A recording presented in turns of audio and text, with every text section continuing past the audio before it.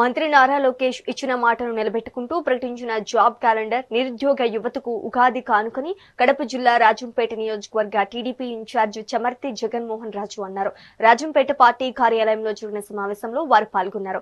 ఈ సందర్భంగా కేవలం 20 నెలల్లో కాలంలోనే 6,28,347 ఉద్యోగాలను కల్పించి ప్రభుత్వం రికార్డు సృష్టించిందని అన్నారు.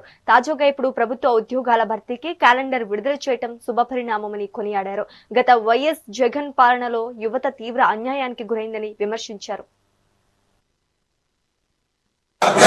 చంద్రబాబు గారి నాయకత్వం, చంద్రబాబు గారి నాయకత్వం, నారా లోకేష్ బాబు గారి నాయకత్వం, చమర్తి జగన్మోహన్ గారి నాయకత్వం, జై Telugu Desam. Thank you CM sir. Thank you CM sir. Thank you CM sir. Thank you CM sir. Thank you CM sir. ఇది మాటల ప్రభుత్వం కాదు, చేతల ప్రభుత్వం, సుపరిపాలన ఇచ్చే ప్రభుత్వం, మంచి ప్రభుత్వం, మన ప్రభుత్వం. మాట ఇచ్చాం, మడమ తిప్పకుండా అమలు చేస్తున్నాం.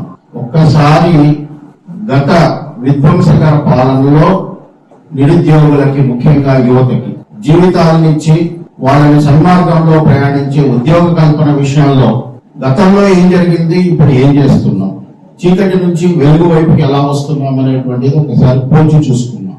గత వైసీపీ ప్రభుత్వం 2019 ఎన్నికల ముందు మేము 2,30,000 ఉద్యోగాలను ఇస్తాం, జాబ్ క్యాలెండర్ను ప్రకటిస్తామన్నారు.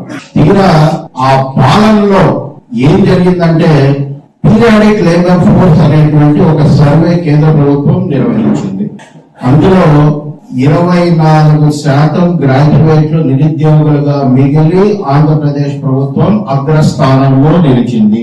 ఇది మాటల ప్రభుత్వం కాదు, చేతల ప్రభుత్వం, సుపరిపాలన ఇచ్చే ప్రభుత్వం, మంచి ప్రభుత్వం, మన ప్రభుత్వం. మాట ఇచ్చాం,